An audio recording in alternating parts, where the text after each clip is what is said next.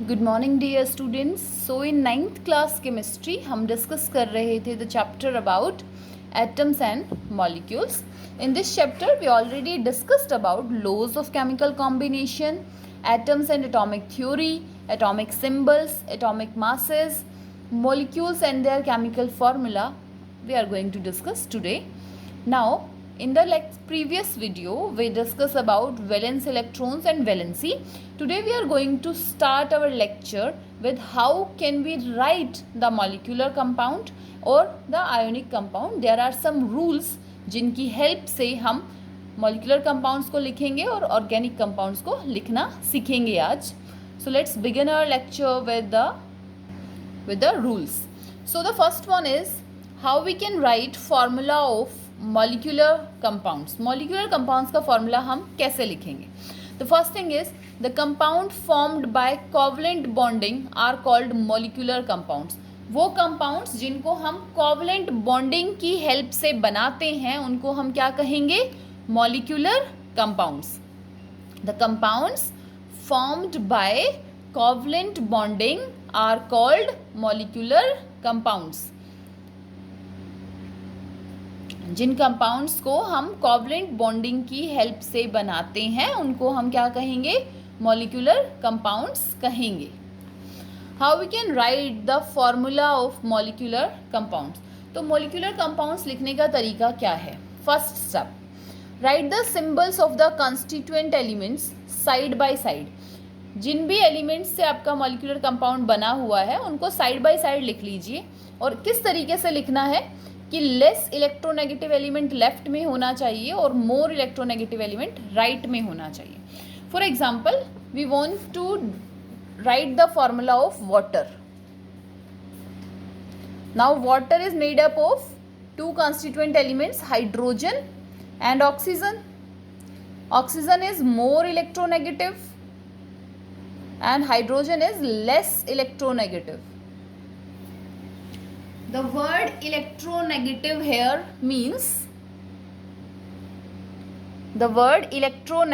here means tendency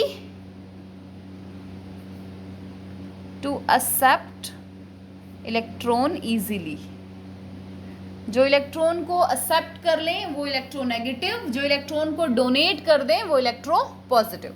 so hydrogen is written in the left and oxygen is written in the right. Write their valency numbers over the symbols and criss cross the valency number to write as subscript of the symbol. अब इनकी valency लिखते हैं. Hydrogen is 1, oxygen is 2. यहाँ पे बोला गया है सिर्फ वैलेंसी नंबर लिखना है, सिंबल आपको नहीं लिखना है. दोनों के नीचे उनकी वैलेंसी को हम नोट करेंगे. वैलेंसी लिखने के बाद आप उसको क्रिस क्रॉस मल्टीप्लाई कर दीजिए और जिसको जो नंबर मिलता है वो उसका सबस्क्रिप्ट बन जाएगा, like H2O. So the formula of water is going to be H2O. Clear? Molecular compounds का आप किस तरीके से फॉर्मूला बना सकते हो. पहला स्टेप क्या लिख करना है आपको? जो भी कंस्टिट्यूएंट एलिमेंट्स हैं उनको साइड बाय साइड लिखना है. जो कम इलेक्ट्रोनेगेटिव है उसको लेफ्ट में लिख देना. उसको कहाँ लिखना है? लेफ्ट में. और जो ज़्यादा इलेक्ट्रोनेगेटिव है उसको कहाँ लिखना है? राइट में. उसके बाद उनके वैलेंसी नंबर उनके जस्ट नीचे आपको नोट करने हैं और वैलेंसी नंबर लिखने के बाद आप उनको क्या करेंगे? क्रॉस मल्टीप्लाई कर देंगे. So water is formed here. Step third is divide these numbers by a common factor if needed. अगर इन नंबर्स में कोई कॉमन फैक्टर है तो उससे आप उसको डिवाइड कर दीजिए और अपने क्वेश्चन को सॉल्व कर लीजिए. For example like draw the formula of hydrogen chloride. अगर आपको हाइड्रोजन क्लोराइड का फॉर्मूला लिखने के लिए बोला जाए तो आप क्या करेंगी? One is hydrogen here, another one is chlorine here. So जो ज़्यादा इलेक्ट्रोनेगेटिव है उसको राइट में, जो कम इलेक्ट्रोनेगेटिव है उसको लेफ्ट में. Hydrogen is 1, chlorine is 1. Cross multiply कीजिए, फॉर्मूला क्या बन जाएगा? HCl. Carbon tetrachloride. Carbon and chlorine, the valency of carbon is 4 and chlorine is 1. Cross multiply कीजिए, the compound is going to be CCl4. This is known as carbon tetrachloride. Next one we discuss about writing formula of ionic compounds. Ionic compounds contain ions. Ionic compounds में क्या होते हैं? Ions होते हैं. These ions are arranged in such a way that a cation has an anion as its nearest neighbor and vice versa. Ionic compounds में क्या होते हैं? Ionic compounds के अंदर ions होते हैं और वो ions किस तरीके से रहते हैं? cation कहते हैं पॉजिटिवली चार्ज्ड को और anion कहेंगे नेगेटिवली चार्ज्ड को. This one is positively charged, this one is negatively charged. So ionic compounds में cation और anion खुद को इस तरीके से अरेंज करते हैं कि cation के पास anion रहे और anion के पास cation रहे. There is no discrete molecule of an ionic compound. Ionic compound का कोई discrete मतलब different molecule नहीं होता है. Therefore it is not correct to assign a molecular formula. तो हम ionic compounds के लिए molecular formula को assign नहीं कर सकते. हम उनके लिए असाइन करते हैं आयोनिक फार्मूला को या हम उसको कहते हैं stoichiometric formula. Simply the formula which describes the simplest atomic ratio of the elements present in a compound is called its stoichiometric formula. Simplest जो रेशियो को रिप्रेजेंट करेगा ना उसको हम कहेंगे stoichiometric formula. Like the stoichiometric formula of sodium chloride is NaCl. NaCl के अंदर हमारे पास क्या है? सोडियम की वैलेंसी 1 है, क्लोरीन की वैलेंसी भी 1 है, तो उसका फॉर्मूला क्या हो जाएगा? NaCl. इसको लिखने के रूल्स क्या क्या हैं? स्टिक्योमेट्रिक फार्मूला लिखना है हमें आयोनिक कंपाउंड्स का, तो उसके रूल्स क्या हैं? The first rule is going to be cation का सिंबल लिखिए, उसका चार्ज लिखिए उस पर, anion का सिंबल लिखिए और उसका चार्ज लिखिए राइट साइड पर. अब आपको क्या करना है? देखिए आयोनिक कंपाउंड्स लिखने के लिए cation लिखिए चार्ज के साथ, anion लिखिए चार्ज के साथ. पहला स्टेप, cation लिखिए लेफ्ट में चार्ज के साथ और anion लिखिए लेफ्ट में चार्ज के साथ. पहला रूल क्लियर है? आयोनिक कंपाउंड्स लिखने के लिए क्या करना है आपको? सबसे पहले cation लिखना है लेफ्ट साइड में और anion लिखना है राइट साइड में विद द चार्ज. अगर किसी कंपाउंड में polyatomic ions आते हैं, if a compound contains polyatomic ions, the formula of ion is enclosed within bracket before crisscrossing the valency. मान लीजिए आपके पास आता है Na पॉजिटिव और anion आपका polyatomic है, तो आप क्या करेंगे? उसको ब्रैकेट में लिखेंगे. अगर आपका anion polyatomic मतलब सिंगल एटम से ज़्यादा जिसमें एटम्स होते हैं और चार्ज एक ही रहे, उनको हम कहते हैं पोलीएटॉमिक आयंस. पहला कहा लेफ्ट राइट लिखिए, लेफ्ट में cation और राइट में anion लिख दीजिए. उसके बाद उन्होंने कहा कि अगर आपके पास पोलीएटॉमिक आयन है तो उसको ब्रैकेट में, वेवी ब्रैकेट में बंद कर दीजिए.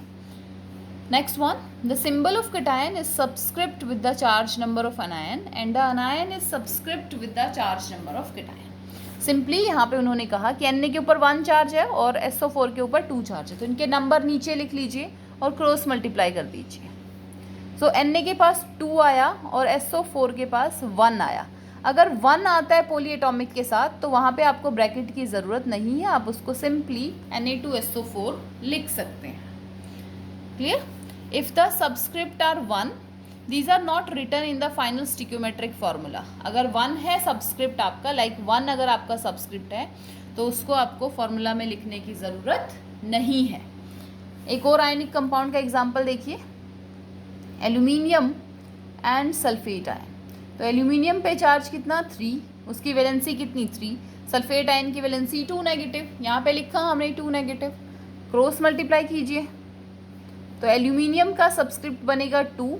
सल्फेट एक पोलीएटॉमिक आयन है, SO4 को ब्रैकेट में डाल दीजिए और लिखिए 3. This one is known as aluminium sulphate. Next देखो, sodium valency is 1, bicarbonate HCO3 negative valency is 1. जब आप इनको क्रॉस मल्टीप्लाई करेंगे 1 and 1 क्रॉस मल्टीप्लाई, देखो ऊपर चार्ज +1 और -1 है, बट जब हम नीचे लिखेंगे तो हम सिंपली उसका नंबर लिखेंगे, हम उसका चार्ज नहीं लिखेंगे. So the formula is going to be NaHCO3. 1 है तो 1 को हमें फाइनल आंसर में नोट नहीं करना है.